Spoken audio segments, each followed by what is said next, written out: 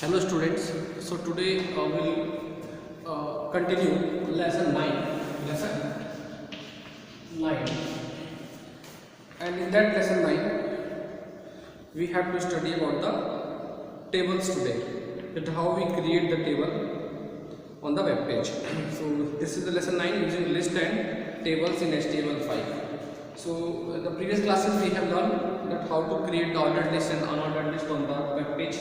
Today we will study about the tables, that how we create the tables on the web page. Okay, see. So the table, as you can see, the table is a grid of cells. This table contains rows and columns, and the horizontal lines are called rows. As you can see, this is the rows. Horizontal lines are called rows. Here in this table, I have created 3 rows. How many rows? 1, 2, 3 rows. And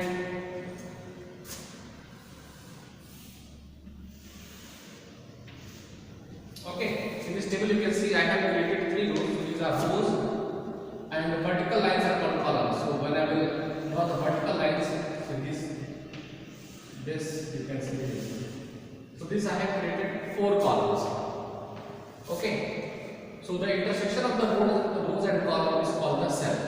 So here it is called the cell 1. So if you try to find the address of this cell 1, so what is this? Row 1, column 1. So this is the row number. On this you can write the rows. Here, and this you write the columns. And here you write the columns.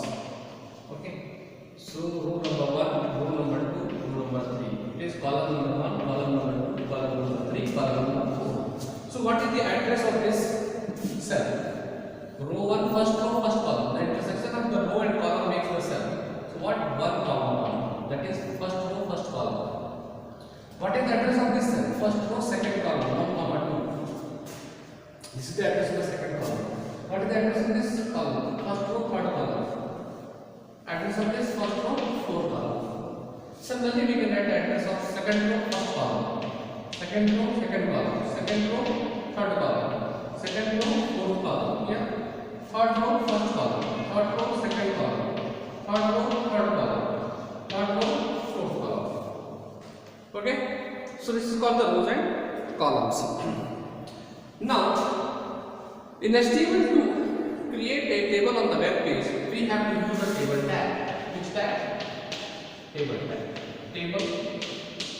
And this table is a container tag. It is opening and closing is needed. So this table tag, and to apply the borders on the table, we use here border. Table border equals to, and some value you can give like 3.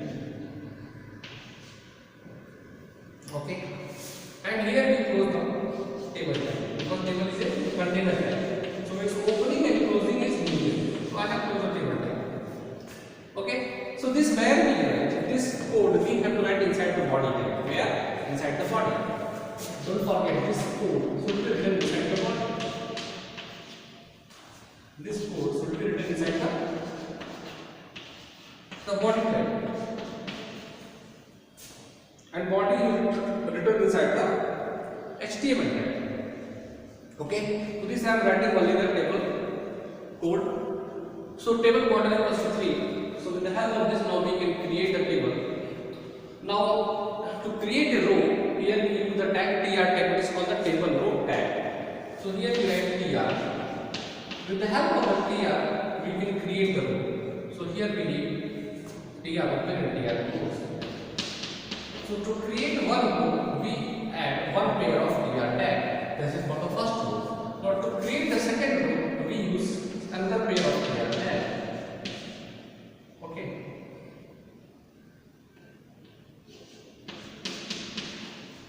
Now to create the third row, again we use the third pair of tr tag. Okay. Now inside the row, we have to create a column. Now in the rows, columns are created. So the columns are created with the help of the td tag. So what we write to enter the data in the cell. So So that how we write. So this is the address I have written. Now in this place I want to write some data. So what we write? TD tag. TD. You can use the attribute also if you want to place the content in the center. We use the align equals to center. But here by default the content in the cell will be placed left, horizontally left. So TD open and TD close. So between that I want to write A. So this is the in first row, first column I have actually one tick. Here 4 columns are there, so I have to use 4 times TD open and close. So again TD open and after that I have written B and TD close. Again TD open and I have written C and TD close. As you can see. So how many columns I have created? 3 columns. Again I will write for the fourth column TD open and I write the content D and TD close. So in the first row, see what? In the first row, see this one. First column TD open and close. In the first cell, first row, first column, what I entered, whatever the text you write between this pair, TD open and close, that will appear in the cell. Now A will appear in the cell. Where it should appear? Horizontally left. Horizontally left. Now, in second, what I have entered, second TD pair is B. TD open and close, with that I have B. So the second cell you will find B on the left side. In the third cell similarly,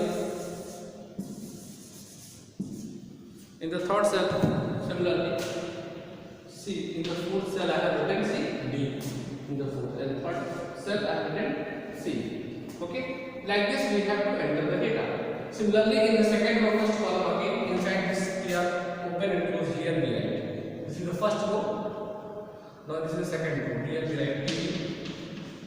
Now if you want to place it center, you want to write attribute align. TD align equals to center. So the text will be placed horizontally center. Now TD close, after that what I am writing? E, letter E. And after that we will close. Okay.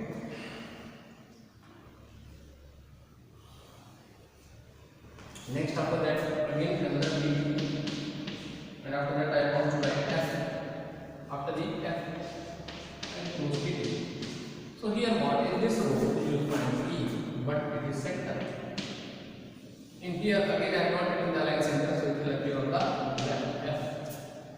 That I can write also right. Alignment right also you can write. Now the data is the third and this is second row, third cell, and second row, fourth cell. Next step again, what I will write here? TD, now align right. Align equals to right. And after that I am writing G. Close. Okay. You can also use the V align, top and bottom. Now that will be, and after that I am writing G H. Close. So here right I have written, so G will appear to the right side and H by default it will appear left side. Like this the data will be placed in the cell of the table. Similarly, you can write the code for this for the third row here in this pair. After they are open and close here, we write the data in the third row. Again, we use the TD. Now this time we want to make it center and top. So horizontal alignment center. So I will use align.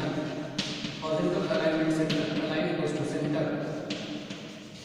And for the vertical alignment, we use V alignment. And V align equals to top. V align equals to top. And the text we write I. So TD. So third row, first column. Here the I will be placed. The text what is I? I will be placed horizontally center and vertically top. So I will be here. I am placing horizontally center and vertically top. So VLN activity takes three values: top, middle, bottom. Top, middle, and bottom is taken as the value by the VLN activity. Means this is the vertical alignments. Only alignment is horizontal alignment. After that, we can use the third, second column again TD, open and close, and we can write the data. TD. After that, I say you can use TD close. Again TD. After that, you can write K.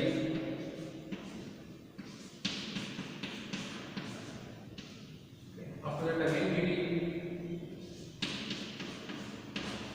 Here and write the TD close. Now that is finished.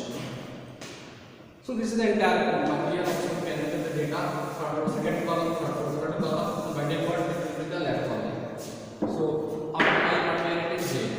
So here will come J, here will come K, and here will come L. Like this.